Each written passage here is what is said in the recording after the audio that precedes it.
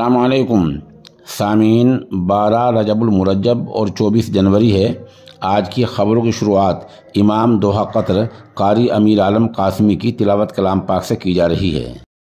अलम तर इलल्लज़ीना युजादिलून फ़ी आयातिल्लाहि अन्ना युस्क़फ़ून अल्लज़ीना कज़्ज़बू बिलकिताबि व बिमा अरसलना बिही रुसुलना फसौफ़ यअलमून इज़िल अग़लालु फ़ी अअनाक़िहिम वस्सलासिलु युस्हबून फ़िल हमीम थुम्मा फ़िन्नारि युस्जरून